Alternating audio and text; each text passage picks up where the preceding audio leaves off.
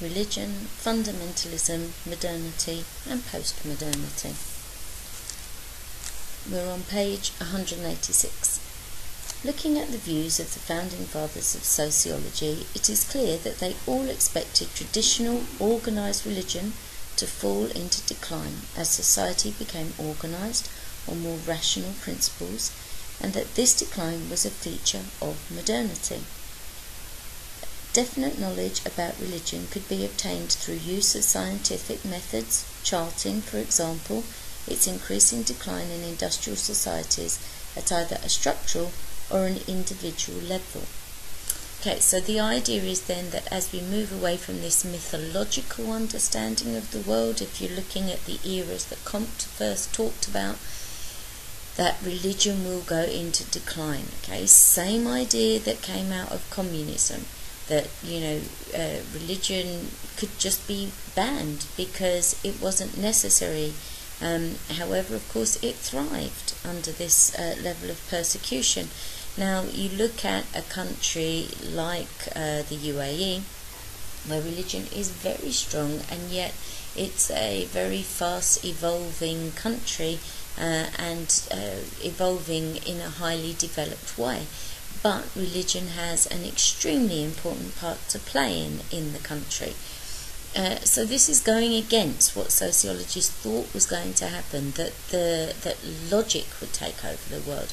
Now, as we've talked about in class when we've been discussing different perspectives, it is absolutely essential that you keep on questioning, and that's when religion gains permanence and significance. And therefore, I think because people still have many questions that are unanswered, which science still doesn't answer for them, and so there would appear to be something more to life, this is why religion continues on. According to some writers, the problems of defining and measuring religion exist not because they are difficult, but because in a postmodern era it is no longer possible. The bold claims of modernism are collapsing into the uncertainties of postmodernity. At the most profound level, meta-narratives or grand attempts to provide all-encompassing answers have now been exposed for what they always were: storytelling. This is as true for social science as it is for religions such as Christianity and Islam, and the evidence is all around us in the way contemporary lives are lived within the postmodern condition. Okay, so again, this kind of idea that, the stories that religion tell are no longer relevant for society, and therefore it's not possible to actually test religion anymore, because people are perceiving religion in different ways in any case, and they are responding to it in different ways. So how is that now possible to actually test these things?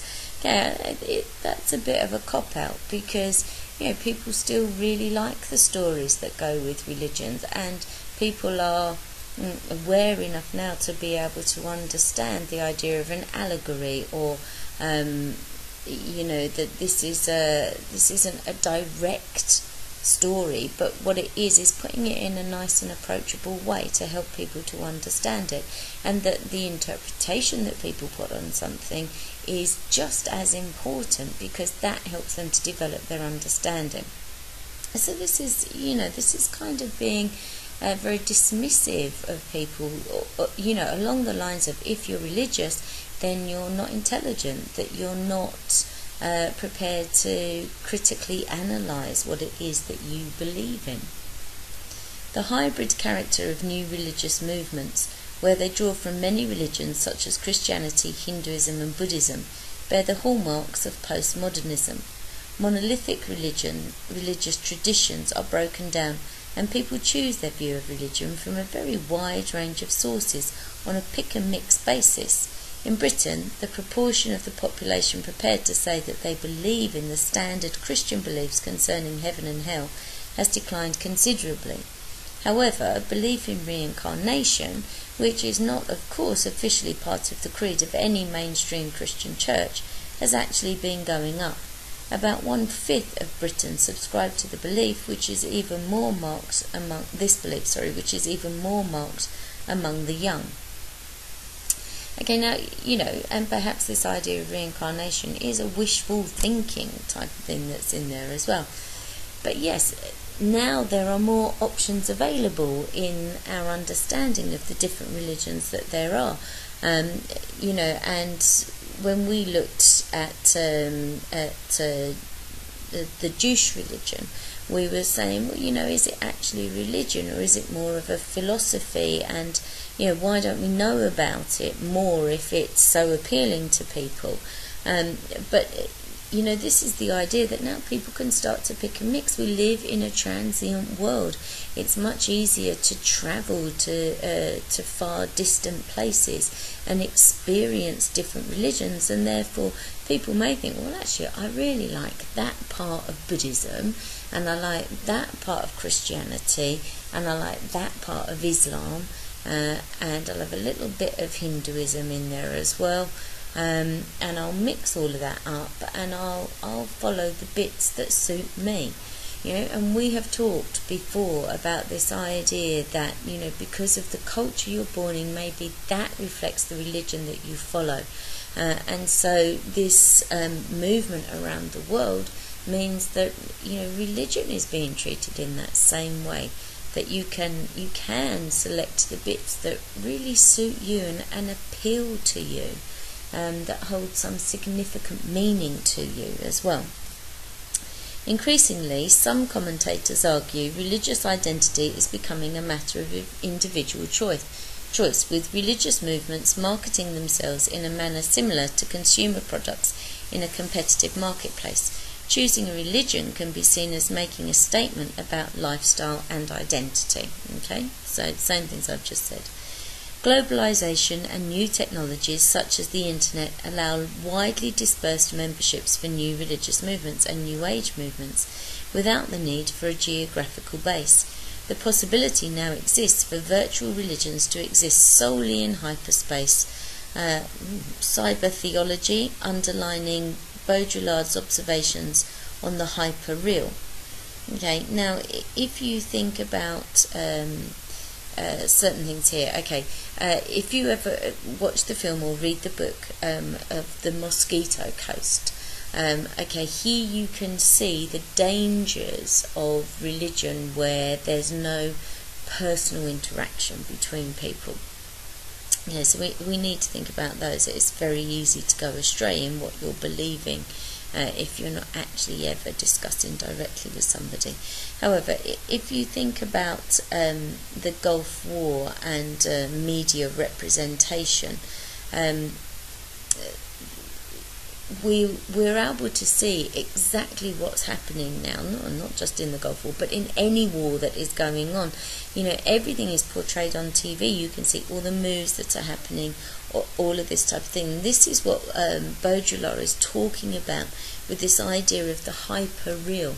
Okay, we don't have to actually be there physically in the war, but because we can experience it on our TV, in our living room, we feel like we can be in the middle of it. It becomes hyper-real to us, over-real to us.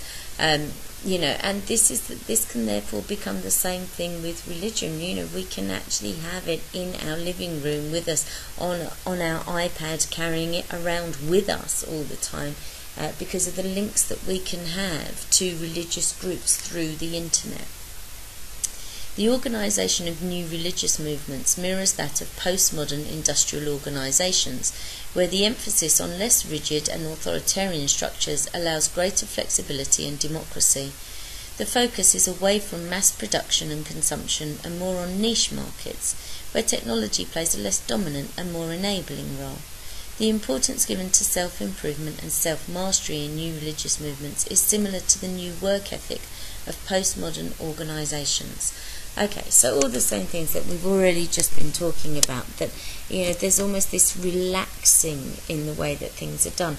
Okay, so in postmodern industry and the organisation of it, we're saying that there is this flexibility.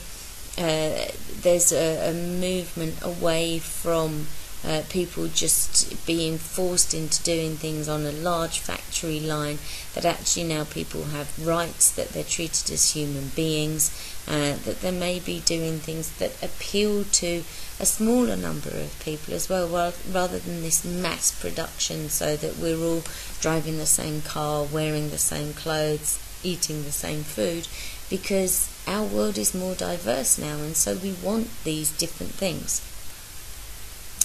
Many writers are sceptical of these claims, as they are of the overall notion that modernity has given way to postmodernity. Okay, so not everybody agrees that we're now in a postmodern society, and really how you can be postmodern, because surely modern means that it's always up to date, so therefore you constantly change with what modern is. Anyway, the selection by individuals of parts of different religions is overstated and applies only to a small section of society. The extent of individual choice is also exaggerated in a world where factors such as class and gender continue to be important in determining life chances. And yes, that's true to an extent. You may have more life chances to travel. My children have travelled more extensively than I ever did at their age. And by the time my son goes to university, he will have travelled to many different countries. By the time I went to university, it was a big deal when I chose to go to America in my second year, because we'd travelled to very few places in the world. Whereas now us travelling doesn't matter so much, because it's so much easier to communicate. And the amount that I travelled was larger than the amount that my parents ever travelled. And so this is moving on. But your life chances do affect the things that happen. So your chances of experience other religions are still affected by class, but still affected by gender.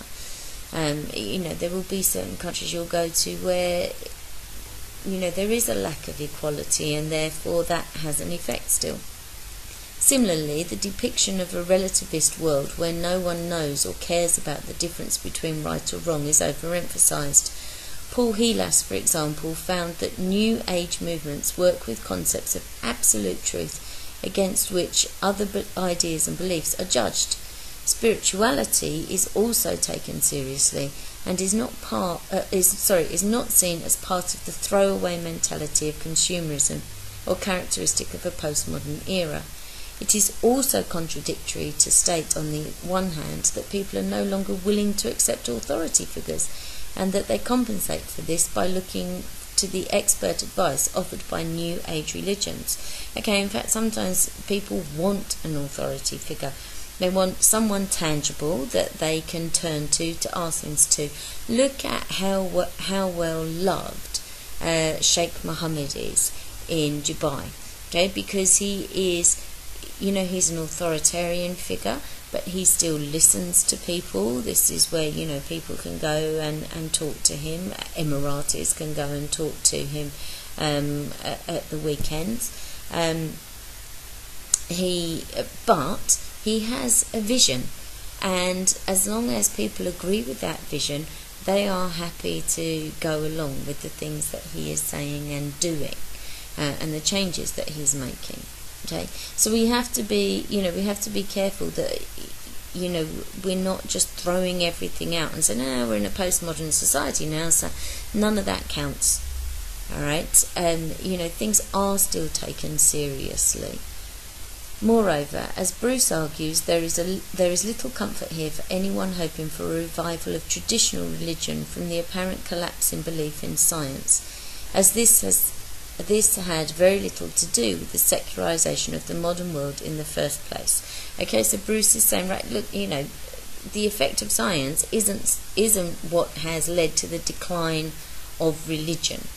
Okay, decline of religion has to be put down to other factors. The cause of this secularisation can be found more in factors such as, and here they are, increasing cultural diversity, competing religious ideas and greater democracy, which brought about indifference to religion, not disbelief. These trends are likely to continue in what is claimed to be the postmodern era. Okay, and that last part is so important. It's not disbelief, but maybe that people have become indifferent to what religion is offering them because they can see so many other alternatives. And maybe what they don't like as well is the traditional way that religion is being represented, and this is why people move away to new age movements, to new religious movements, because they want to get away from the restrictions that are being put on them by the authority figures within a religious group. And what they want to do is get back more to the teachings and their own personal understanding and interpretation of those teachings.